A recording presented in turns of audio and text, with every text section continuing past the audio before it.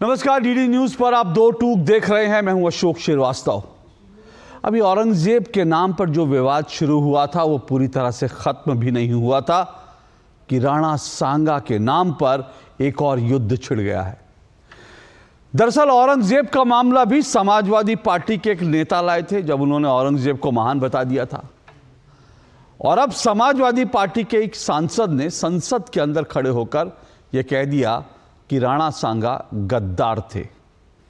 अब राणा सांगा के बारे में जो लोग जानते हैं उनको ये अच्छी तरह से मालूम होना चाहिए कि राणा सांगा वो वीर, भारत के वो वीर राजा थे जिन्होंने 100 से ज्यादा लड़ाइयां जीती, जिनके शरीर पर 80 से ज्यादा घाव थे, और उनकी वीरता की कहानियां, किस्से जो हैं, अगर आप राजस्थान में मेवाड़ में चले जाएंगे तो आपको जगह जगह उनकी वीरता के किस्से, कहानियां सुनने को मिलेंगी।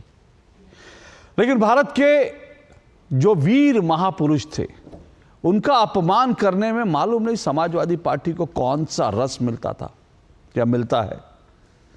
तो जब रामजी लाल सुमन, समाजवादी पार्टी के जो सांसद हैं, उन्होंने राज्यसभा में जब राणा सांगा को गद्दार कहा तो उसको लेकर एक और नई जंग छिड़ गई। हालांकि यह मामला 3 दिन पुराना मामला है, लेकिन आज इस पर दो टूक हम इसलिए कर रहे हैं क्योंकि यह मामला अब और ज्यादा बढ़ गया है।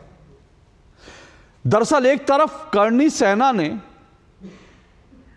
जो रामजी लाल सुमन सपा के सांसद हैं, उनके घर पर आज विरोध प्रदर्शन किया, और वो विरोध प्रदर्शन था वो हिंसक भी हो गया। करणी सेना के लोगों ने वहां पर जमकर तोड़फोड़ की। हालांकि करणी सेना के लोगों का कहना है कि रामजी लाल सुमन के घर पर समाजवादी पार्टी के कार्यकर्ताओं का जमावड़ा था और उनको यह मालूम था कि विरोध प्रदर्शन होगा, तो उन्होंने भी अपनी तैयारी कर रखी थी। और सपा के लोगों ने, रामजी लाल सुमन के समर्थकों ने पहले पत्थर मारे प्रदर्शनकारियों पर और उनको लहूलुहान किया, और उसके बाद जो है करणी सेना के जो लोग थे वो गुस्से में आए। इस पूरे मामले में आज कई तस्वीरें सामने आई, कई वीडियो सामने आए, जिसमें रामजी लाल सुमन के घर पर जो कुछ हुई वो हम देख रहे हैं, अच्छी तरह से देख रहे हैं। इस मामले में अब जो है, इस हंगामे के बाद 2 बड़ी डेवलपमेंट और होती हैं। पहली डेवलपमेंट ये कि जब रामजी लाल सुमन ने, सपा के सांसद ने, जब ये कहा था कि दरअसल राणा सांगा गद्दार हैं, उस वक्त जो है एक तरह से ढके छुपे शब्दों में अखिलेश यादव ने उनका समर्थन कर दिया था। ये कहा था कि इतिहास के पन्ने खोल रहे हैं वो। अब इतिहास के कौन से पन्ने वो खोल रहे हैं ये तो समाजवादी पार्टी को बताना चाहिए, लेकिन पहले उन्होंने कहा था कि इतिहास के पन्ने खोले रामजी लाल सुमन ने। लेकिन अब उन्होंने आज यू टर्न ले लिया, और यू टर्न लेकर अखिलेश यादव ने कहा कि भाई राणा सांगा की वीरता और उनकी राष्ट्रभक्ति पर हमें कोई संदेह नहीं है, और महापुरुषों को इस तरह से जो है उनको लेकर डिमीन नहीं करना चाहिए। लेकिन साथ साथ अखिलेश यादव ने एक और बयान दिया, और उसको लेकर एक नई तरह की राजनीति शुरू हो गई है। अखिलेश यादव ने यह कहा कि रामजी लाल सुमन पर हमला इसलिए हुआ क्योंकि वो दलित हैं। अब जैसे ही यह मामला राणा सांगा के ऊपर जब चल रहा था तो इसमें बड़ी चतुराई के साथ अखिलेश यादव ने दलित कार्ड खेल लिया। लेकिन अमित मालवीय, बीजेपी के जो नेता हैं, उन्होंने कहा कि दरअसल अखिलेश यादव जातिवादी संघर्ष करना चाहते हैं। जातिवादी संघर्ष जो है वो देश में पैदा करना चाहते हैं, उत्तर प्रदेश में पैदा करना चाहते हैं, इसलिए उन्होंने इस पूरे मामले में जो है वो कार्ड खेल दिया, जाति का दलित कार्ड खेल दिया। दो टूक में आज हम इसी पर चर्चा करेंगे।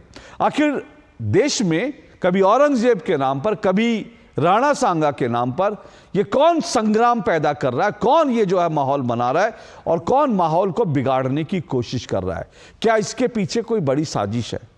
क्या देश में कोई जातीय दंगे कराने की कोशिश है? इन सब पर आज चर्चा करेंगे। इससे पहले कि आगे बढ़ें, जरा इस मसले पर जो कुछ कहा था रामजी लाल सुमन ने वो बयान आप सुनिए, उनका बयान भी सुनवाऊंगा, और उसको लेकर जो काउंटर जो तमाम बाइट्स आई वो भी सुनिए।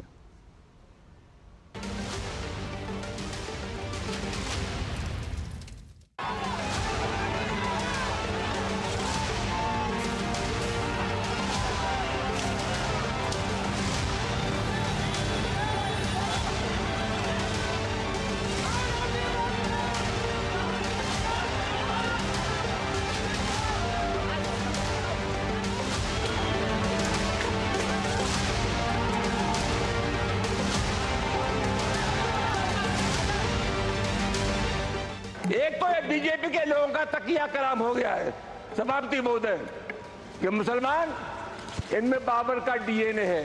लेकिन सभापति महोदय मैं जानना चाहूंगा कि बाबर को लाया कौन? बाबर को इब्राहिम लोदी को हराने के लिए राणा सांगा लाया था। तो मुसलमान तो बाबर की औलाद है और तुम गद्दार राणा सांगा की औलाद हो। ये हिंदुस्तान में तय हो जाना चाहिए। तो ये वही कैटेगरी है, ये वही ब्रीड है जो बाबर से लेकर के औरंगजेब तक और जिन्नात तक को महिमामंडन करते हैं। तो देश के प्रति इनके भाव क्या होंगे, भारत की विरासत के प्रति इनके भाव क्या होंगे, भारत के महापुरुषों के प्रति क्या इनके भाव क्या होंगे, ये अंदाज़ा इसी से लगाया जा सकता है। और ये लोग अवसरवादी भी हैं, इनको पलटी मारने में कोई देर नहीं लगेगी। राणा सांगा के इतिहास को अगर इन्होंने पढ़ा होता, वो महान योद्धा जिसके शरीर के घाव इस बात को बताते थे कि इन्होंने भारत की धर्म और संस्कृति को बचाने के लिए उस समय किस प्रकार के पराक्रम का परिचय दिया। ये महाराणा प्रताप, महाराणा सांगा, छत्रपति शिवाजी महाराज और गुरु गोविंद सिंह के बारे में ये लोग बताएंगे। इतिहास के बारे में लोग क्या जानते हैं? जो रामजिया सुमन जी के साथ घटना हुई है निंदनीय है, दुखद है। एक दलित सांसद जो बहुत ही अनुभवी हैं, बहुत सीनियर हैं, उनके घर पर तब अटैक होना जब मुख्यमंत्री वहीं पर हैं। इसका मतलब मुख्यमंत्री जी की सहमति से हुआ है। ये जो जीरो टॉलरेंस की बात करने वालों का जीरो टॉलरेंस ही जीरो हो गया है। इस तरीके की देखिए टिप्पणी करना, किसी मेंबर ऑफ पार्लियामेंट के मुख से ये बात निकल जाना, ये कितना गैर जिम्मेदाराना है। किस प्रकार का, मैं तो समझती हूँ इनको जो है अपने यहाँ से इस्तीफा दे देना चाहिए इस बात पे। आप युवा को भटका रहे हैं, आप इस देश के बच्चों को भटका रहे हैं, उनको माफी मांगनी चाहिए पूरे देश से। और इस प्रकार की विपक्ष से अपेक्षा नहीं है कि आप जो है अपनी राजनीति के लिए भारत का इतिहास जो है कीचड़ में डाल दें। कहीं ना कहीं ये सरकार की जिम्मेदारी बनती है। ऊपर से मेंबर ऑफ पार्लियामेंट की घर अगर इस तरह की घटना हो रही है, जिस तरह आपने संज्ञान अपने बात लाए हैं, क्योंकि हम तो अंदर से हमें इतना इस बात का संज्ञान है, तो बहुत ही दुर्भाग्यपूर्ण है। और आप ये क्या संदेश देना चाहते हैं हमारी सोसाइटी को, और इससे जो यंगर जनरेशन है वो क्या सीखेंगे? किस तरह का उपद्रव जो है मचाया जा रहा है पूरे उत्तर प्रदेश में। मैं समझती हूँ सरकार को उस पर स्ट्रिक्ट एक्शन लेना चाहिए। राणा सांगा के बारे में शब्दों से बचना चाहिए और सार्वजनिक रूप में उसके लिए क्षमा करना चाहिए, एक बात है। और दूसरा है, लोकतंत्र में किसी के वहाँ पर हमला या जोर जबरदस्ती, इसकी अनुमति हमारा विधान या हमारी सरकार कभी भी नहीं देती। तो इससे लोगों को भावनाएं आहत हुई है, ये बात सही है। और राजनेताओं को भी शब्द का संयम रखना चाहिए।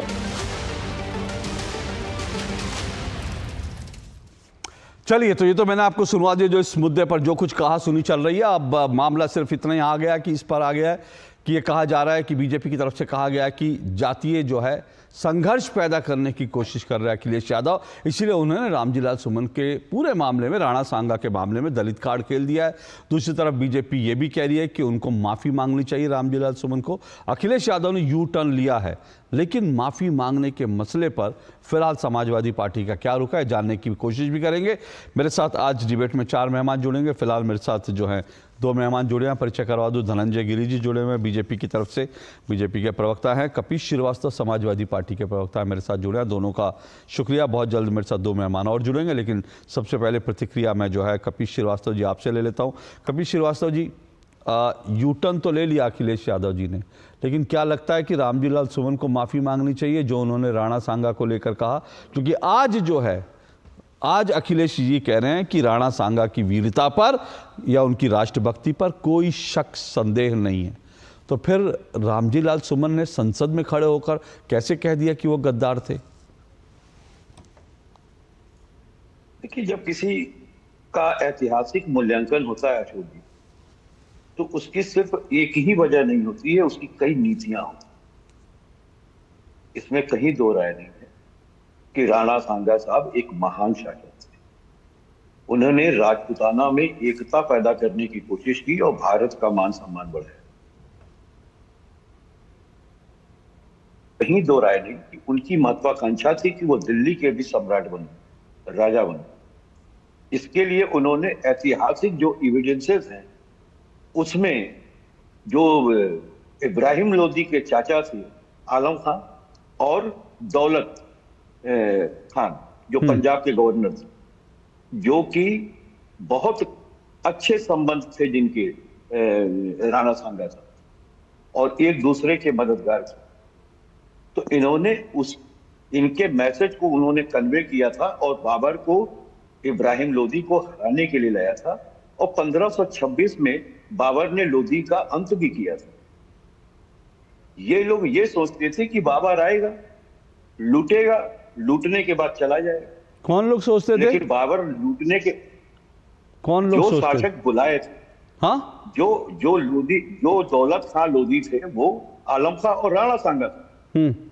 ये सोचते थे, ऐतिहासिक ट्रुथ है इसमें, कि भाई ये मदद किए आए, दिल्ली पे इन्होंने हराया, अब ये चले जाएंगे और दौलत खां को दे जाएंगे और उसके बाद राणा सांगा जो है वो इधर गुजरात, इधर राजस्थान और फिर उसके बाद दिल्ली उनके हाथ में हो। लेकिन हो गया उलट। कोई चीज सारी सोची हुई सही नहीं होती। उन्होंने सोचा अच्छे के लिए था, लेकिन हो गया बुरा, क्योंकि वो स्वयं आ गए और उसके बाद उन्होंने कपीश जी अभी जो इसका ऐतिहासिक पक्ष है ना, उस पर हम चर्चा करेंगे। अभी तो चर्चा शुरू हुई है। मोटे तौर पर मैं आपकी जो बात आपने जो कहा, उससे मैं ये मतलब ले पा रहा हूं कि आप ये कह रहे हैं कि रामजीलाल सुमन ने जो कुछ कहा संसद के अंदर वो सही था।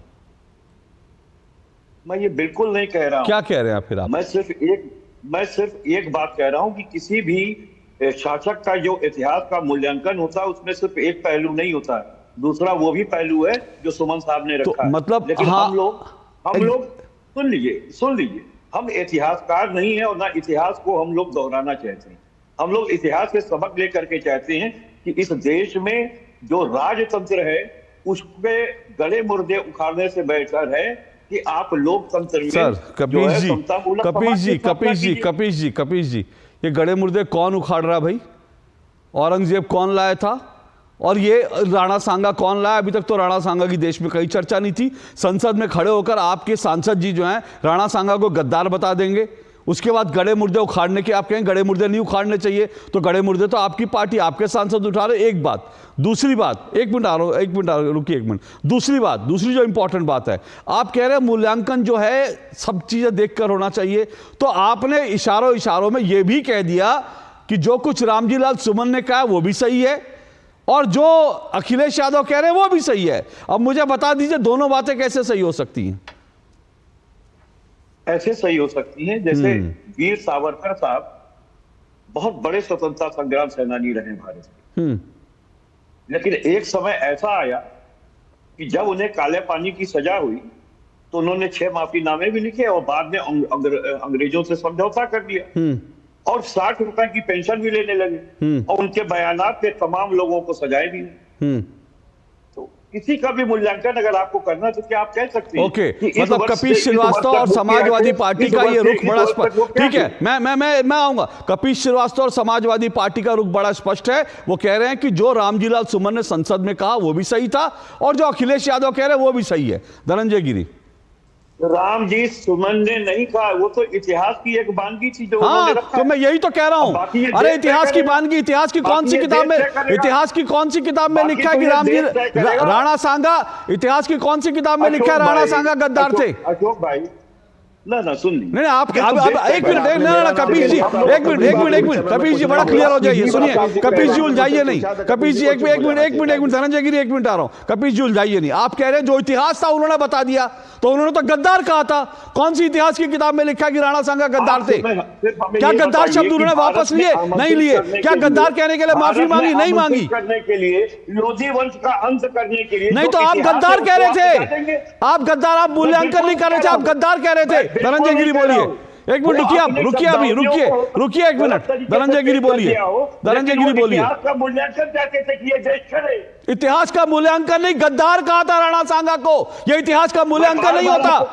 यह इतिहास का मूल्यांकन ही, इस पर अपनी टिप्पणी होती है, अपनी टिप्पणी होती है। कपीश जी, धनंजय गिरी रिस्पॉन्ड कीजिए। अब सुनिए एक मिनट, रिस्पॉन्ड उनका ले लूं फिर आऊंगा। अभी बहुत लंबी डिबेट है, अकेले आपसे बात नहीं होगी। रुकिए एक मिनट, जवाब आपको देना पड़ेगा। गद्दार कहना सही था या गलत था, वो कह के जाइएगा। इतिहास का मूल्यांकन होता रहेगा। बोलिए धनंजय गिरी। अशोक जी, किसी कवि ने लिखा है, उनसे कह दो यह देश ऋणी है, महाराणा की ज्योति जानता है, यह देश शौर्य की मुट्ठी तानता है, यह देश ऋणी है परम प्रतापी शिवा के छावों का, यह देश ऋणी है महाराणा के सांगा के 80 घावों का। ये मेवाड़ी सूर्य, भारत का शौर्य, हिंदुस्तान का जो आत्मा, जो वीरता के प्रतीक महाराणा सांगा के ऊपर ये जो क्षेत्र राजनीतिक दल क्षुद्र राजनीतिक स्वार्थों की बलिवेदी पर राष्ट्र को ही कुर्बान करने के लिए लगे हुए हैं, जिस लोधी को महाराणा सांगा बकरौल व खतौनी के युद्ध में 2 बार पराजित कर चुके थे, लोधी के पुत्र को 2 वर्ष तक बंदी रखा, 1.25 लाख स्वर्ण मुद्राएं लेकर उसको छोड़ा था, उस लोधी को पराजित करने के लिए बाबर को पत्र लिखेंगे? यह मूर्खता कौन कर सकता है? यह सिर्फ वामी जो लेखक है, वामपंथी जो है, वही कर सकते हैं। महाराणा सांगा ने बाबर को कोई पत्र नहीं लिखा था। दौलत खान लोधी का पाप और उसके चाचा आलम खान का जो पाप है, वो एक महावीर, सूरवीर, परमवीर पर डाला जा रहा है, और उसको क्षुद्र राजनीतिक स्वार्थों के कारण कुछ लोग हवा दे रहे हैं। और देखिए, जिसकी मां मंगोल और बाप उज्बेक था, उसके लिए, वोट बैंक के लिए सिर्फ तुष्टीकरण करना है। बाबर जब 1519 ईस्वी से ही भारत को लूटने आता रहता था, छिटपुट युद्ध के बाद लौट जाता था। 1526 महाराणा सांगा द्वारा उसको पत्र लिखने के बुलाने का कोई तर्क ही नहीं बैठता है। जो उसकी किताब को, जो बाबरनामा है, उसके जो राइटर, उसके जो अनुवादक हैं एनेट वेवरीज, उसने सिर्फ 1-2 लाइन लिखी है इस विषय में, लेकिन इसके कोई प्रमाण, इसका कोई साक्ष्य, इसका कोई लेटर है तो, इसका कोई पत्र है तो प्रस्तुत करें। लेकिन बाबरनामा में जो उसने सारी चीजों को तफसील से लिखा, लेकिन बाबर के लुटेरे मंत्री इमाद उद मुल्क ने लिखा, जिसका विस्तार से आरसी मजूमदार अपनी पुस्तक विराट दिल्ली सल्तनत में किया है। ऐसी कोई पुस्तक का, ऐसी कोई लेटर का जिक्र नहीं है। इस देश का दुर्भाग्य ही रहा है कि वामपंथी लेखकों ने इस देश कहीं का बेड़ा गर्क कर रखा है। पानीपत के निर्णायक, पानीपत के युद्ध को निर्णायक युद्ध बना दिया, युद्ध की मार्केटिंग कर दी, जबकि कई इस तरह के युद्ध हुए हैं जो इससे बड़े भयानक हुए, और वीरता के अनेक प्रमाण मिलते हैं, अनेक युग प्रमाण हैं। लेकिन कर्नल टॉड ने लिखा था, राणा सांगा के बाबर ही नहीं, पूरा अरब डरता था। इस तरह के परमवीर, महावीर, सूरवीर को और अपने पूर्वजों को, अपने पुरखों के खिलाफ लगातार जो संघातक हमले किए जा रहे हैं, जो पातक हमले किए जा रहे हैं, जिसका कोई स्रोत नहीं, जिसका कोई सिर पर नहीं, सिर्फ वामी लेखकों। और सबसे बड़ा दिक्कत कहां से होगी?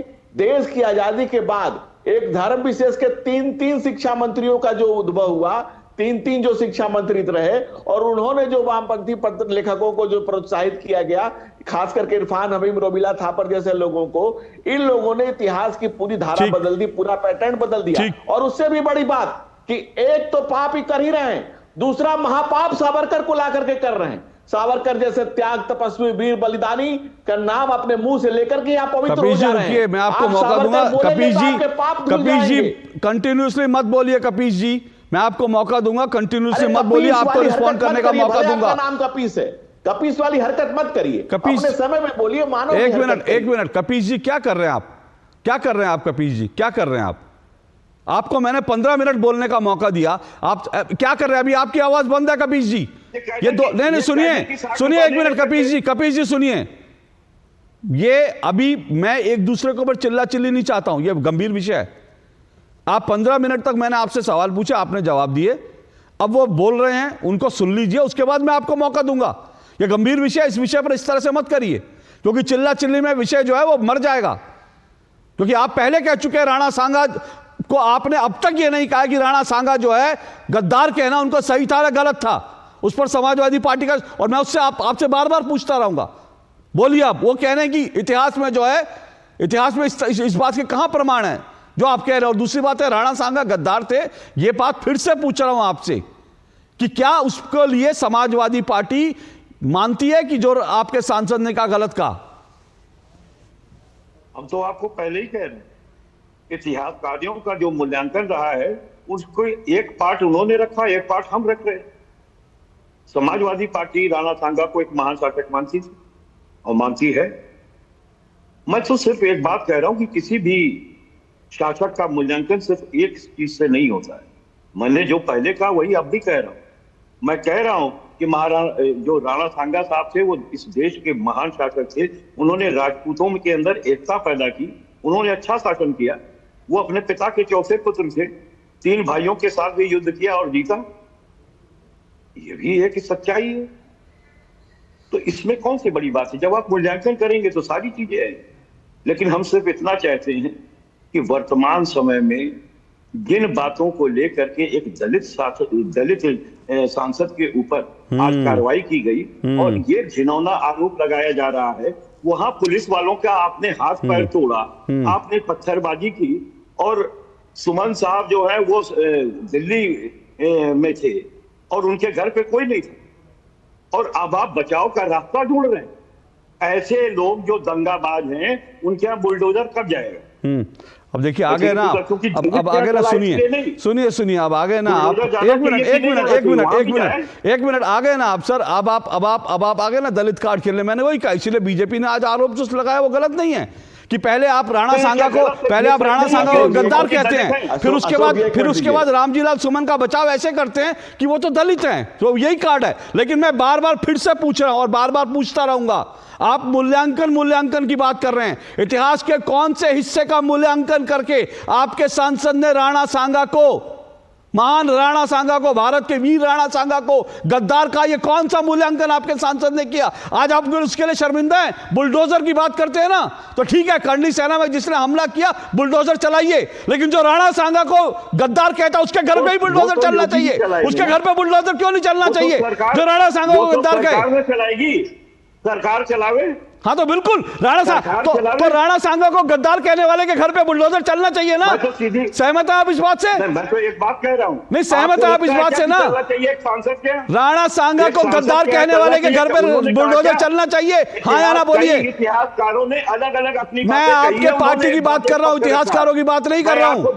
मैं आपके पार्टी की बात कर रहा हूँ, मैं आपके पार्टी के सांसद की बात कर रहा हूँ। किया जा रहा है कपीश श्रीवास्तव जी, मैं आपके पार्टी के सांसद की बात कर रहा हूँ, मैं इतिहासकारों की बात नहीं कर रहा हूँ। किस इतिहासकार ने लिखा गद्दार? मुझे बता दीजिए एक नाम। आगरा में मौजूद थे जिस समय ये घटना हो रही थी। कहाँ जा रहे हैं कपीश श्रीवास्तव? आप मेरा टाइम वेस्ट कर रहे हैं। कपीश श्रीवास्तव, आप मेरा टाइम वेस्ट कर रहे हैं। मैं दो लोगों के और पास जा रहा हूँ, रुकिए। मैं दो लोगों के पास, मेरे साथ तहसीन पूनावाला जुड़ चुके हैं, राजनीतिक विश्लेषक हैं, और डॉक्टर ओमेंद्र रत्न जुड़ चुके हैं। डॉक्टर ओमेंद्र रत्न लेखक हैं और साथ साथ वो इतिहासकार भी हैं। उन्होंने बहुत गहन अध्ययन करके बड़े रिसर्च के साथ ये महाराणा किताब लिखी है, इसलिए आज वो मेरे शो पर मेरे साथ हैं, क्योंकि ये जो राणा सांगा को जो गद्दार कहा गया, और कपीश श्रीवास्तव जी आप लोग थोड़ा देर से जुड़े हैं, तहसीन पूनावाला जी, डॉक्टर ओमेंद्र रत्न जी, मैं आपको बस इतना सा ब्रीफ कर दूं। कपीश श्रीवास्तव बार बार ये कह रहे हैं, उन्होंने अब तक ये नहीं कहा कि भाई राणा सांगा को गद्दार कहना गलत था उनके सांसद का। वो बचाव ऐसे कर रहे हैं, कह रहे हैं इतिहास में कई सारी चीजें होती हैं, वो तो मूल्यांकन होता है अलग अलग चीजों में। तो राणा सांगा महान भी थे, अखिलेश यादव जो आज कह रहे हैं, लेकिन जो कुछ रामजीलाल सुमन ने कहा वो भी सही है। तो मैं समझ नहीं पा रहा हूं कि समाजवादी पार्टी क्या करना चाहती है, क्या कहना चाहती है। डॉक्टर ओमेंद्र रत्नू, वो महान भी थे, जो है बकौल अखिलेश यादव, राणा सांगा महान भी थे, लेकिन रामजीलाल सुमन के बकौल वो गद्दार भी थे। बोलिए। देखिए, अब समस्या ये आती है अशोक जी के इतिहास का, जो ये कह रहे हैं कि दो उसके ओपिनियंस होती हैं, तो जरा बता दें ना। एकेडमिक डिस्कशन करने का सामर्थ्य नहीं है तो फिर एक ओपिनियन को इतना ठोक बजा के क्यों बोलते हैं?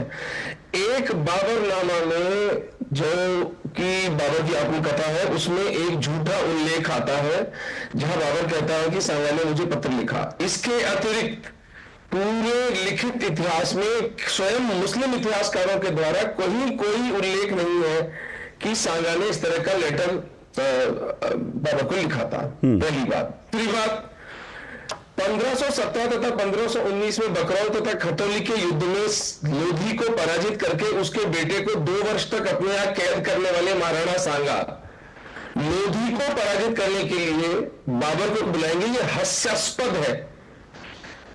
इतिहास के दो पहलू हो सकते हैं। ये कह रहे हैं हमारा जो इतिहास हमने जो पढ़ा है, पता नहीं इन्होंने कहां पढ़ा है, जरा मुझे भी वो किताब दिखाएं ताकि हम भी थोड़ी अपना ज्ञानवर्धन कर सकें।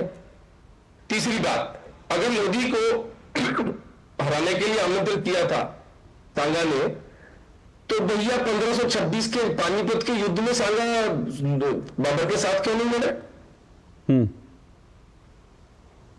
ये पत्र दरअसल गुजरात के एक मंत्री इमादुल मुल्क ने लिखा था, क्योंकि गुजरात का जो सुल्तान था वो मेवाड़ से ईर्ष्या करता था और मेवाड़ को टैक्स चुकाना पड़ता था। वो पराजित करके सांगा ने उससे टैक्स वसूलते थे, कर वसूलते थे। तो ये एक तो आरसी मजुमदार ने अपनी पुस्तक दिल्ली सल्तनत में लिखा है कि ये गुजरात के एक मिनिस्टर के द्वारा लिखा गया। कुछ लोग कहते हैं दौलत लोधी और कुछ जो पंजाब का गवर्नर था उसने इब्राहिम लोधी से परेशान होकर के ये लेटर बाबर को लिखा, बाबर यहां पर आया। लेकिन मूल बात यह कि बाबर 1526 से पहले 1519 में भारत पहले आ चुका था, क्योंकि बाबर एक लुटेरा था। तो ये जो लुटेरा है ये भारत में लूटने के लिए फरगना से अपने राज्य से निष्कासित होने के बाद तीसरा या चौथा इसका एक्सपीडिशन था, जो कि स्वतः ही लूटने आता था। अब उसने बीच में इसने अपनी तरफ से कहानी बना दी कि जी मुझे लेटर लिख के बुलाया गया, जो कि सफेद झूठ है, क्योंकि बाबर रोय स्वयं एक संदेहास्पद डॉक्यूमेंट है जिसको कि इतिहासविद कम से कम बहुत ज्यादा क्रेडिबिलिटी नहीं देते हैं। ओके, कपिल श्रीवास्तव जी रिस्पॉन्ड कीजिए। और फिर कह रहा हूं, देखिए मुझे लगता है एक एकेडमिक डिबेट हो बेहतर है, चिल्ला चिल्ली तो हो जाएगी आप बयानों पर, लेकिन एक वो कह रहे हैं कि कौन सी किताब में आपने पढ़ा बाबरनामा के अलावा, इतिहास की कौन सी किताब में, या रामजीलाल सुमन जी ने पढ़ा, बताइए। मैं तो ये पूछ रहा हूँ कि हमारे इतिहासकार ने ही किस इतिहास में पढ़ा जो वो किताब लिखी बैठे? क्या वो तत्कालिक थे? क्या वो तत्कालिक थे? इनका लेखन मान लिया जाए, वामपंथी अगर कोई राइटर है तो उसका ना माना जाए? ये तो कोई तर्क नहीं। सर नहीं तर्क उन्होंने क्या दिया सर? कपिश जी सवाल सुनिए। नहीं आप धनंजय गिरी जी को रिस्पॉन्ड कर रहे हैं, सुनिए। आप धनंजय गिरी जो है वो, मैं कह रहा हूं डॉक्टर ओमेंद्र रत्नू ने जो कहा उस पर रिस्पॉन्ड करिए। वो कह रहे हैं बाबरनामा के अलावा कौन सी किताब में ये लिखा है कि बाबर को चिट्ठी भेजकर आमंत्रित किया? कौन सी किताब में, कौन सी बाबरनामा के अलावा? वो पूछ रहे हैं कोई प्रमाण दीजिए। धनंजय गिरी जी ने भी यही सवाल उठाया कि वो प्रमाण दीजिए, वो कोई एकेडमिक को दिखाइए ना। देखिए, मैं आपको बार बार कह रहा हूँ, इतिहास लेखन का जो स्रोत होता है उसको इतिहासकार आप स्वयं ही हैं, जो आप बता रहे हैं। आपने किस किताबों को पढ़ करके आपने एक नई किताब लिखी है? तत्कालिक तो आप है नहीं, लेकिन बाबरनामा तो तत्कालिक था। अच्छा, यानी आप बाबरनामा को मान रहे हैं? कह रहा हूं, अगर किसी ने, क्यों नहीं मानिएगा? ओके, इतिहास नहीं है क्या वो? बाबरनामा इतिहास में नहीं है? ओके, नहीं है क्या? ठीक है, बहुत अच्छी बात है। नहीं ठीक है सर, मैं तो अच्छी बात है, मैं कह रहा हूं एकेडमिक डिबेट होनी चाहिए, और एकेडमिक डिबेट में आप ये कह रहे हैं बाबरनामा में जो लिखा वो सही है, उसको आप मान रहे हैं। आप आचार्यवादी लाल श्रीवास्तव को पढ़ लीजिए, आप रोमिला को पढ़ लीजिए, क्यों नहीं पढ़ना चाहते हैं? अच्छा, और ये जो 70 साल से आरएसएस ने एक नए इतिहासकारों को, अरे सर अब आरएसएस में मत जाइए सर, अब इतिहास, अब आरएसएस में मत जाइए सर, अब आरएसएस में अभी आप बाबर पे बने रहिए। आप बाबर की किताब पढ़कर आए, ऐसा बोलिए। ओमेंद्र रत्नू बोलिए, वो भाई बाबर की किताब पढ़कर आए, वो कह रहे हैं बाबर की किताब को मैं क्यों नहीं सही मानूं? वो तत्कालिक लिखी गई है, मनगढ़ंत तो वर्तमान समय का इतिहासकार लिखेगा। बोलिए डॉक्टर ओमेंद्र रत्नू। इस विचारधारा से प्रेरित हो गया सर, हो गया, आप जवाब देने दीजिए। हाँ बोलिए डॉक्टर ओमेंद्र रत्नू, वो बाबर की किताब क्यों नहीं सही माने भाई? अच्छा, तो मेवाड़ का जो लिखित इतिहास है, पंडित हीरचंद ओझा है, न्यातियां हैं, ख्यातियां हैं, कर्नल जेम्स टॉड है, प्रोफेसर एलपी माथुर है, हीरचंद ओझा है, राजेंद्र शंकर भट्ट हैं, ये सब आरएसएस के स्पॉन्सर्ड इतिहासकार हैं। थोड़ा सा अपने आप आत्मावलोकन कर लें। मैंने आपको एक तर्क दिया है, जिस राजा को, जिसको 1517-1519 में बकरौल और खतौली के युद्ध में सांगा पराजित कर चुके थे, और जिसके बेटे को 2 वर्षों तक चित्तौड़ में कैद करके रखा था, और जब उसने लाखों स्वर्ण मुद्राएं, हाथी घोड़े उपहार स्वरूप तथा सुजैनिटी राइट्स ओवर मेवाड़ कंसीड किए मेवाड़ को, तब जाके उस लड़के को छोड़ा था। उस लोधी को पराजित करने के लिए सांगा लेटर लिखेंगे। थोड़ा तर्कनिष्ठा भी कभी कभी काम में ले लेनी चाहिए। इसका इतिहास से संबंध नहीं है, ये तो सिंपल एक लॉजिकल बात है ना। और यदि बुलाया गया था तो इब्राहिम लोधी के विरोध में जो 1526 में बैटल ऑफ पानीपत लड़ा गया, उसमें सांगा उनके साथ क्यों नहीं लड़े? और प्रामाणिक आरसी मजुमदार और जो अधिक जो प्रामाणिक इतिहासकार हैं, श्याम दास जी दधवाड़िया, ये सब लिखते हैं कि यह पत्र जो है यह खुद मुसलमानों ने लिखा था। इसके 2-3 ऑप्शन मिलते हैं कि एक इमादुल मुल्क ने लिखा था, कोई दौलत खान लोधी के लिए कहता है, कोई किसी और के लिए कहता है। जिस बाबर ने हिंदुओं के सरों की मीनारें बनाई थी, वो आपका आदर्श है। हिंदू समाज सुन ले और फिर निर्णय करे। ये इंपॉर्टेंट बात है कि समाजवादी पार्टी दरअसल बाबरनामा में जो लिखा गया इतिहास है वो उसी को सच मान रही है। बाकी कुछ जो लिखा गया, बाकी जो तत्कालीन उस समय के भी जो दस्तावेज हैं उनको नहीं, क्योंकि समाजवादी पार्टी को लगता है कि बाबर ने जो लिखवाया वही अंतिम सत्य है। इसीलिए डॉक्टर ओमेंद्र रत्नू कह रहे हैं कि भाई अगर आप बाबर को आदर्श मानते हैं तो फिर बाबर औरंगजेब वाली पार्टी अगर आपको कहते हैं तो आपको तकलीफ क्यों होनी चाहिए। आऊंगा एक छोटे से ब्रेक के बाद, पहले तहसीन पूनावाला आपके पास आऊंगा ब्रेक के बाद, फिर बाकी मेहमानों के बाद एक एक करके जाऊंगा इस छोटे से ब्रेक के बाद।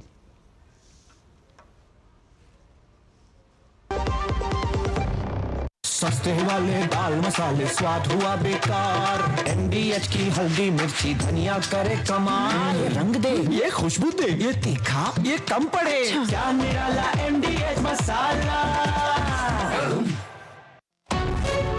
विभाग अनेक, कंप्लेंट बॉक्स 1। किसी भी सरकारी दफ्तर, विभाग या बैंक से जुड़ी शिकायत के लिए pgportal.gov.in पर जाएं, रजिस्टर करें, संबंधित विभाग चुनें, शिकायत दर्ज करें और ट्रैकिंग आईडी नोट करें। SMS या ईमेल पर एक्नॉलेजमेंट पाएं और शिकायत का जवाब सीधे मंत्रालय से प्राप्त करें। अब तक 1 करोड़ 12 लाख से अधिक भारतीयों ने भरोसा जताया। CP ग्राम्स, आपकी हर शिकायत का हल। अभी शिकायत दर्ज करें pgportal.gov.in। जब धरती चीर कर निकलता है लोहे का पत्थर और मिलता है मोंगिया के जोश से, फिर तपता है, पिघलता है और बनता है फौलाद। अब होता है सरिया सारी खूबियों के साथ। मोंगिया स्टील, मजबूत देश का मजबूत सरिया। जो लक्ष्य चुना था समझ आने लगा है। GLA यूनिवर्सिटी, उच्च लक्ष्य की निश्चित प्राप्ति। तुमने नौकरी छोड़ दी, अब आगे क्या प्लान है? Full time mutual fund distribution. बेटा, इतने में घर कैसे चलेगा? पापा, मेरे पास 150 क्लाइंट्स ऑलरेडी हैं और नए क्लाइंट्स मिलते रहते हैं। अब नौकरी छोड़कर full time mutual fund distributor ही बनूंगा। आप भी मेरी तरह म्यूचुअल फंड डिस्ट्रीब्यूटर बन सकते हैं। जानिए कैसे? mfdkaresshuru.com पर। तो करें शुरू। जिंदगी की हर छोटी बड़ी जरूरत के लिए आप जो सपने सजाते हैं, बस उसी उम्मीद को तो हम सहारा लगाते हैं। SIP आपकी सेविंग्स को आपकी खातिर काम पर लगाएगी। आज ही अपनी पहली SIP की शुरुआत करें। अधिक जानकारी के लिए अपने वित्तीय सलाहकार से परामर्श करें। LIC म्यूचुअल फंड द्वारा निवेशक शिक्षा की एक पहल। म्यूचुअल फंड निवेश बाजार के जोखिम के अधीन है। योजना से संबंधित सभी दस्तावेजों को ध्यान से पढ़ें। MDH का किचन किंग किचन में हो तो हम सब कुछ बना सकते हैं। बैंगन का भरता, आलू गोभी, भिंडी मसाला और भी बहुत कुछ। MDH। दो टुक आप देख रहे हैं। दो टुक में आज हम चर्चा कर रहे हैं। पहले औरंगजेब को महान बताया और अब जो है पूरा मामला जो है वो राणा सांगा कर संग्राम पर आया, क्योंकि राणा सांगा को समाजवादी पार्टी के सांसद ने, उन्होंने बाकायदा संसद में खड़े होकर राणा सांगा को गद्दार कहा था, वीर राणा सांगा को गद्दार कहा था। अब इसको लेकर हंगामा हो चुका है। करनी सेना के लोग सड़कों पर उतरे हैं और उनके अपने आरोप हैं, समाजवादी पार्टी के अपने आरोप हैं। पुलिस के साथ जो है हाथापाई हो, उसके वीडियो हम सब देख रहे हैं। लेकिन इस बीच अखिलेश यादव ने एक तरफ ये कह दिया है कि राणा सांगा जो है वो, उनकी राष्ट्रभक्ति पर कोई संदेह नहीं, उनकी वीरता पर कोई संदेह नहीं। दूसरी तरफ समाजवादी पार्टी अब भी रामजीलाल सुमन के बयान के साथ अब भी खड़ी नजर आ रही है, जिसमें साफ तौर पर उनको राणा सांगा को गद्दार कहा गया था। अब इसको लेकर अखिलेश यादव ने दलित कार्ड भी खेला है, कहा रामजीलाल सुमन दलित हैं, इसलिए जो है उनके ऊपर इस तरह से हमला किया गया, जिसको लेकर बीजेपी ने कहा है कि अखिलेश यादव और समाजवादी पार्टी दरअसल जातीय संघर्ष पैदा करना चाहते हैं। 4 मेहमान मेरे साथ जुड़े हुए हैं। धनंजय गिरी जुड़े हुए हैं बीजेपी से, कपिश श्रीवास्तव समाजवादी पार्टी से जुड़े हुए हैं, तहसीन पूनावाला राजनीतिक विश्लेषक हैं वो जुड़े हुए हैं, डॉक्टर ओमेंद्र रत्नू लेखक और इतिहासकार हैं वो जुड़े हुए हैं। तहसीन पूनावाला जी, अक्सर इस देश में हम डिबेट होती है कि भैया डिबेट के कि भाई देश में जो है महंगाई है, बेरोजगारी, विपक्ष आरोप लगाता है कि डिबेट जो है वो औरंगजेब पर हो रही है, डिबेट जो है बाकी चीज़ों पर हो रही है, जो मुद्दे देश के लिए उन पर हो रही है। अभी समाजवादी पार्टी भी कह रही है गड़े मुर्दे उखाड़ने। लेकिन भाई साहब मैं बार बार पूछ रहा हूँ, औरंगजेब का मुद्दा कौन लाया? समाजवादी पार्टी के सांसद लाए। ये अब राणा सांगा का मुद्दा कौन लाया? समाजवादी पार्टी के सांसद लाए। तो क्या विपक्ष में इस तरह के बयान, कोई तो इसके पीछे मकसद होगा, कोई तो राजनीतिक महत्वाकांक्षा होगी, कुछ तो राजनीतिक रूप से लक्ष्य होगा इसको अचीव करने का, ये सब बयानबाजी करने के लिए। नमस्कार अशोक जी, आपके शो में शिरकत करने का मौका मिल रहा है तो मैं आपका शुक्रगुजार हूँ। सबसे पहले तो मैं महान योद्धा राणा सांगा जी को प्रणाम करना चाहता हूँ।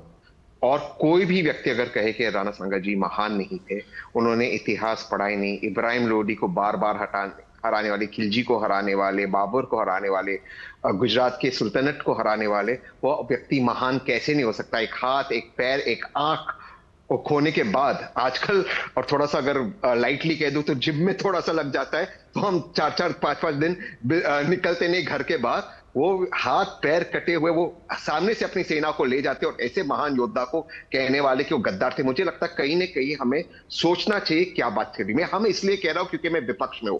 मैं चाहता हूं कि वर्तमान सरकार हारे, बल्कि दोबारा से ये बात हो रही है। बीजेपी एक पॉलिटिकल पार्टी है, वो तो सियासत करेगी, लेकिन औरंगजेब हो, राणा सांगा का मुद्दा हो, हम क्यों ये मुद्दे उनको प्लेटर पे दे रहे? मैं ज्यादा आपके विषय से मैं दूर नहीं जाना चाहता हूं। अमेरिका के विषय में ट्रंप हमारे पे टैरिफ लगाने वाला, उस पर क्लैरिटी नहीं है। निर्मला टाई हमारी ईमेल्स चेक करना चाहती है, उस पर क्लैरिटी नहीं है। हम कौन से मुद्दे पे? औरंगजेब, राणा सांगा, फिर हम कह रहे कि हम क्यों इन मुद्दे पे जा रहे? मैं बिल्कुल इस चीज का समर्थन नहीं करता हूं, बिल्कुल इससे इत्तेफाक नहीं रखता हूं जो करनी सेना ने किया। एक सांसद, एक व्यक्ति, किसी भी भारतीय के घर पर कहीं पर भी हिंसा नहीं होना चाहिए, बिल्कुल नहीं होनी चाहिए। लेकिन बार बार ये बात करना, और ठीक है ये आप कह सकते हो कि मैंने ये पढ़ा, बाबरनामा में पढ़ा, हालांकि हम बाबरनामा पे क्यों यकीन कर रहे हैं? बाबर कौन सा सच्चा व्यक्ति था कि उसकी लिखी हुई किताब पर यकीन करें? बट ठीक है, एक पॉइंट ऑफ व्यू, एक एकेडमिक डिस्कशन हो सकता है और पार्लियामेंट में भी हो सकता है, मैं उसके खिलाफ नहीं हूं। लेकिन किसी को गद्दार कहना, मुझे लगता है कहीं ना कहीं सोच समझकर हमें बातें रखनी चाहिए, खास करके पार्लियामेंट में जहां से पूरे देश संबोधित होता है।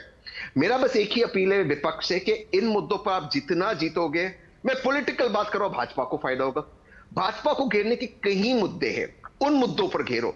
इस मुद्दे पर, और ये बेसिक हिस्ट्री है, ये हिस्ट्री हर किसी को पढ़ाई गई थी, तो क्यों इस हिस्ट्री से बाहर जाकर किसी को अगर ये लगता है कि उनका कोई भी वोट बैंक, मैं खुद उस परिवार में, खुद एक मुसलमान परिवार से आता हूं, मुसलमानों को क्या लेना देना है बाबर से, औरंगजेब से? मुसलमानों को नौकरी चाहिए, मुसलमानों को प्रगति चाहिए, मुसलमान युवा को वही चीज चाहिए जो हिंदू युवा को चाहिए, नौकरी, अपॉर्चुनिटीज, आगे बढ़ने का मौका चाहिए।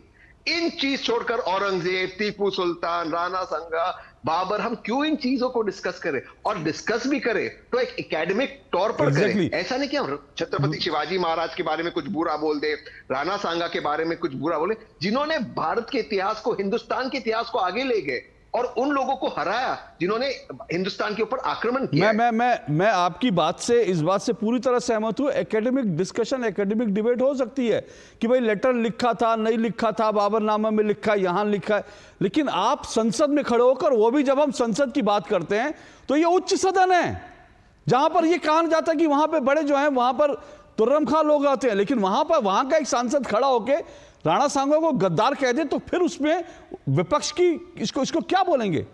कपिल श्रीवास्तव जी, मैं फिर से कह रहा हूं, आप कह रहे हैं इतिहास का मूल्यांकन होना अलग बात है, इतिहास में अलग अलग पक्ष होना, अलग अलग उस समय के फैक्ट्स होना एक अलग बात है, लेकिन गद्दार कहना बिल्कुल अलग बात है। मैं फिर से पूछ रहा हूं, समाजवादी पार्टी क्या इसके लिए कहेगी कि उन्हें गद्दार कहना गलत था? अशोक जी, माननीय राष्ट्रीय अध्यक्ष जी ने बहुत स्पष्ट और साफ कह दिया कि राणा सांगा साहब एक महान शासक थे और वो देश प्रेमी थे।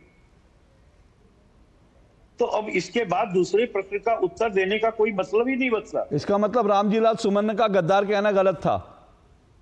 मैं आपको 20 बार ये कह रहा हूं कि माननीय राष्ट्रीय अध्यक्ष जी ने, नहीं सर, आप 20 बार, मैं आपसे 20 बार पूछ रहा हूं, आप जो कह रहे हैं मैं आपकी बात मान रहा हूं, आप बार बार जो कह रहे हैं मैं आपकी बात मान रहा हूं कि अध्यक्ष जी ने, माननीय अध्यक्ष जी ने कहा, इसका मतलब यह हुआ कि रामजी लाल सुमन का बयान मैं आपसे 20 बार पूछूंगा, इसका मतलब रामजी लाल सुमन का गद्दार कहना गलत था?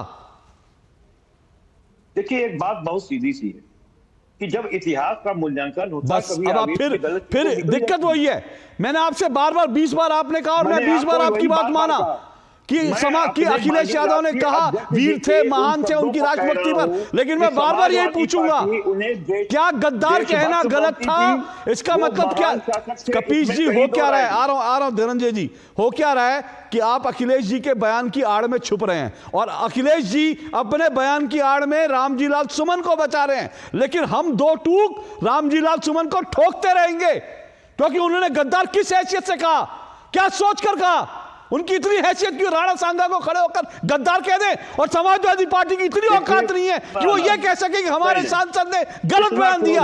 अखिलेश यादव पार्टी के अध्यक्ष है, वो इतना ठोक के नहीं कह सकते कि रामजी लाल सुमन को माफी मांगनी चाहिए। धनंजय गिरी, रिस्पॉन्ड कीजिए। अशोक जी, क्या है कि एक बहसी दरिंदे बर्बर बाबर का विश्वास है, इनको सपा को विश्वास है, बाबरनामा पे विश्वास है, लेकिन जिस तरह से हमारे इतिहासकार उमेंद्र जी ने कहा, उसने अनेक किताबों का, अनेक इतिहासकारों का जिक्र किया, उन पर किसी पर विश्वास नहीं है। आप उनसे 20 बार पूछिए, चाहे जितनी बार पूछिए, जो विष, जो जहर उनके मन में हिंदू समाज के प्रति है, हिंदू समाज के प्रति जो जहर है, वो बढ़ते बढ़ते हिंदुस्तान के प्रति हो गया। जो भाजपा के खिलाफ बात करते करते वो भारत के खिलाफ चले गए। उन्हें एक धर्म विशेष को, एक वर्ग विशेष को अपीजमेंट करना है, उनको सहलाना है, तू मान या ना मान, तू है मेरा मुसलमान। और इसके लिए जोड़ने के लिए वो देश के सुरम वीरों को, परम वीरों को, इस देश के सूर्य समान जो जिनकी ज्योति प्रज्वलित है, ऐसे लोगों पर भी आक्रमण करेंगे। ये सोची समझी ओछी राजनीति का हिस्सा है। ये इंडी पूरे अलायंस में इस तरह की होड़ मची हुई है कि कौन ज्यादा इस तरह की बातें कर सकता है, कौन हिंदू सनातनी का अपमान कर सकता है, कौन डिमीन कर सकता है। इससे लाभ क्या? नहीं धनंजय गिरी जी, मैं समझ नहीं पा रहा हूं, इससे लाभ क्या होता है, मैं नहीं समझ पा रहा हूं।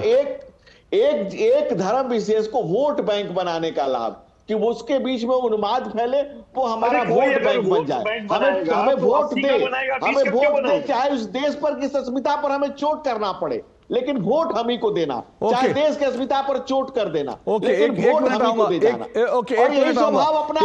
सर, एक मिनट आऊंगा। अच्छा तहसीन जी, रिस्पॉन्ड कीजिए जल्दी से, फिर मैं डॉक्टर अमरेंद्र रत्नू के पास जाऊंगा। बोलिए। राणा सांगा जी की जो अंतिम लड़ाई थी, खानवा की लड़ाई, वो किस लिए हुई थी? वो बाबर को हिंदुस्तान से बाहर निकालना चाहते थे। उस लड़ाई का उपदेश था बाबर को हिंदुस्तान से बाहर निकालना। उस व्यक्ति को पार्लियामेंट में आप गद्दार कह रहे हो। मुझे आप बताइए, सब चीज छोड़ दीजिए, मैं तो बीजेपी के खिलाफ हूं। कौन हिंदू, कौन मुसलमान, कौन आपको वोट देगा? मतलब थोड़ा सा इसमें हम, और वो बाबर जिसको निकालना चाहते थे, उससे वो कैसे कॉम्प्रोमाइज करेंगे? मतलब ये कहां की चीज आगे? बाबर कुछ भी लिखेगा अपनी किताब में, हमें वो बाबर को मानना है, औरंगजेब को मानना है, या हमें कॉमन सेंस चलाना है? मैं बस यही सवाल से पूछ रहा हूं। और मैं दोबारा से पूछता हूं, क्या पार्लियामेंट में ये चीज डिस्कस करने हमारा मुद्दा है, या हमारा मुद्दा है डोनाल्ड ट्रंप जो कर रहे, जो निर्मला टाई हमारे इनकम टैक्स के साथ कर रही है, जिस पर हमें लड़ना चाहिए? कौन सी चीज पर हमें लड़ना चाहिए? अगर आज अखिलेश यादव जी के बयान के साथ रामजी लाल सुमन का एक माफीनामा भी आ जाता, वो कहते कि भैया मैंने गलत कहा, मैं अपनी बात को, तो ये विवाद खत्म हो जाता। लेकिन दिक्कत क्या है, अखिलेश यादव ने भी कोई ऐसा इशारा नहीं दिया कि हाँ रामजी लाल सुमन का बयान गलत था, ना रामजी लाल सुमन हटे, और यहीं पर दिक्कत शुरू होती है। और इसीलिए सवाल उठते हैं कि आपको बाबर इतना प्यारा है, आपको औरंगजेब इतना प्यारा है कि आप राणा सांगा को गद्दार कहते रहेंगे। छोटा सा ब्रेक लेके डॉक्टर अमरेंद्र रत्नू आ रहा हूं आपके पास।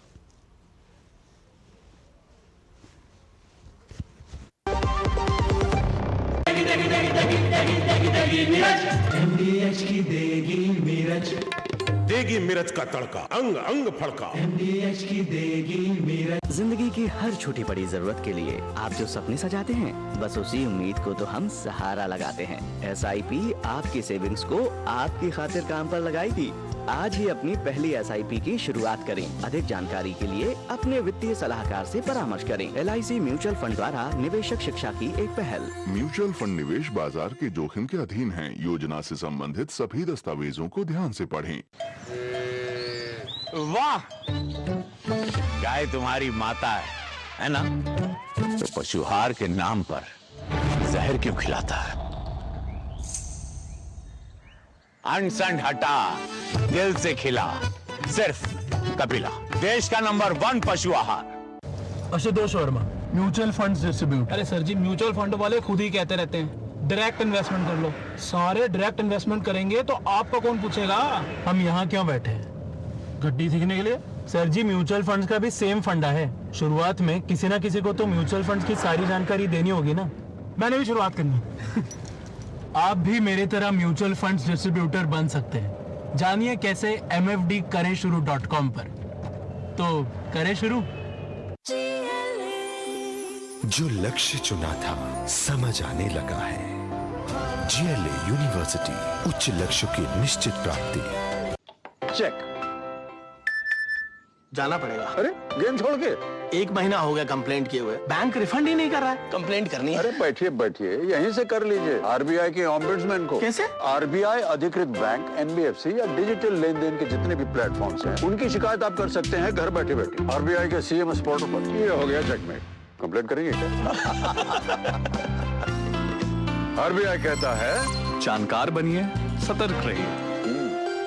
जीरा से प्यास बुझाएं। डाइजेशन के लिए मस्त। शरीर में नमक पानी का बैलेंस बनाए।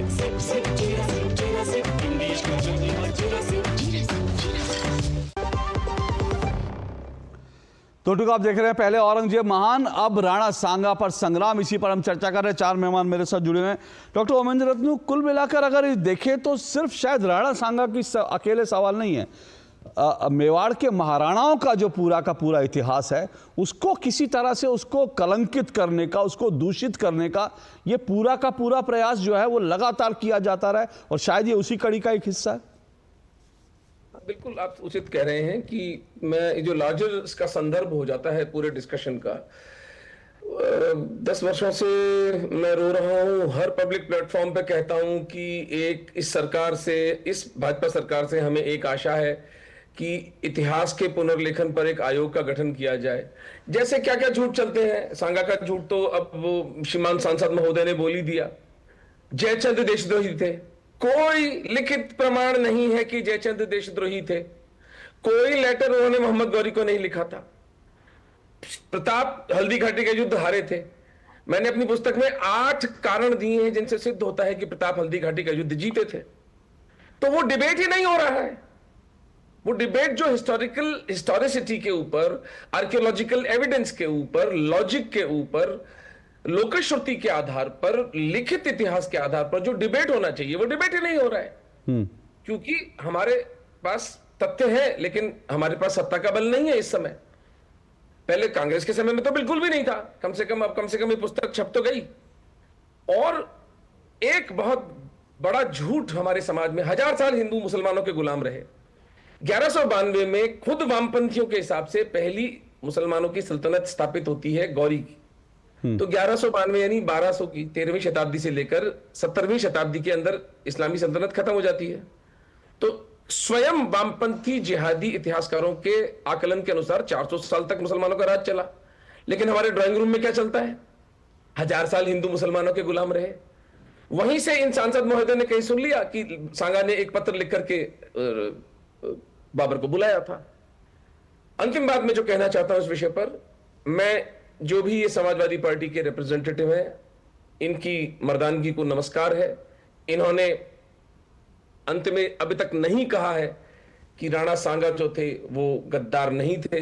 इन्हें कोई शोभ, कोई दुख या पीड़ा नहीं है कि इन्होंने मेरे यशस्वी पूर्वज जिनके नाम की मैं शपथ लेता हूं उनको गद्दार और देशद्रोही कहा है।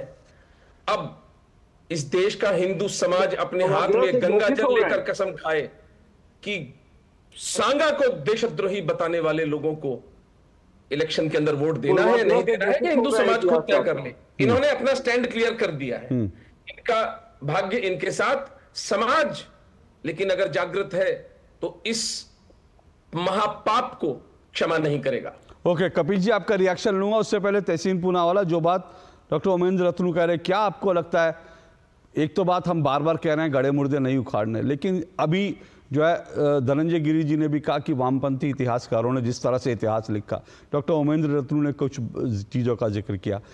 क्या ये इट्स हाई टाइम कि हम इतिहास को फिर से, भारत का इतिहास जो है, जो लिखा गया, जो उसको हम फिर से पुनरावलोकन करें, फिर से हम देखें कि भाई कहाँ कोई चूक हुई, कहाँ कुछ फैक्चुअल गलत है?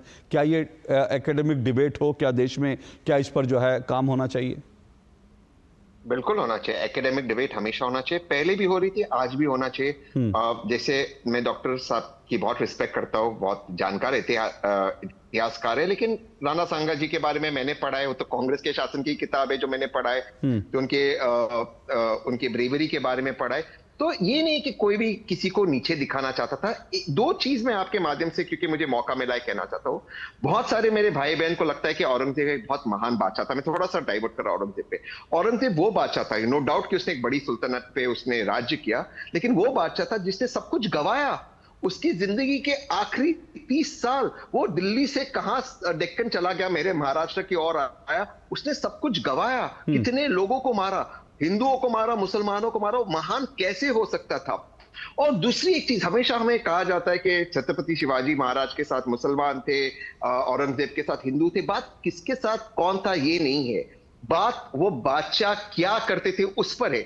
मेरे छत्रपति शिवाजी महाराज कभी भी उन्होंने किसी महिला के साथ कोई गलत काम नहीं किया, कभी किसी धर्म स्थल को नहीं तोड़ा। जो औरंगजेब ने गलत काम किया, इस विषय को हमें समझना होगा, हमें उस कॉन्टेक्स्ट में देखना होगा। तो उस कॉन्टेक्स्ट में अगर डॉक्टर साहब जैसे इतिहासकार को और आगे लाकर हम इस चीज पर और थोड़ा एकेडमिक डिबेट करें, लेकिन एकेडमिक डिबेट को भी हमें समझकर करना चाहिए। किसी को भी गद्दार कह दो, किसी को भी कुछ कह दो, मुझे लगता है कहीं ना कहीं, और खास करके पार्लियामेंट जो इस देश के सबसे बड़ी पंचायत है, जो हम कहते हैं लोकतंत्र का मंदिर है, वहां पर खड़े होकर इन शब्दों का प्रयोग किसी के लिए करना, मुझे लगता है ये शोभा नहीं देता। और मैं दोबारा से कहता हूं, मुसलमानों को टीपू सुल्तान, औरंगजेब, इन चीजों से, बाबर से कोई फर्क नहीं पड़ता। मुसलमान को नौकरी चाहिए, कपड़े चाहिए, आगे बढ़ना है, विकसित भारत में विकसित होना है। सर दिक्कत पता क्या है, आप जो कह रहे हैं ना, दिक्कत पता क्या है, जो हम लोग डिबेट करते हैं इसका भी असर पड़ता होगा, और जो नेता लोग बयान देते हैं उसका भी असर पड़ता होगा। मैं अभी सोशल मीडिया पे देख रहा था, जब जो है रामजीलाल सुमन ने गद्दार कह दिया,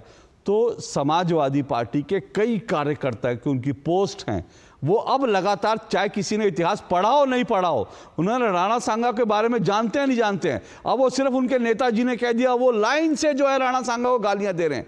दिक्कत ये है, और ये नेता नहीं समझते कि जब इस तरह का बयान देते हैं तो उसका इंप्लीकेशन क्या होता है। कपिल श्रीवास्तव, मैं आ रहा हूं एक छोटे से ब्रेक के बाद आपके पास।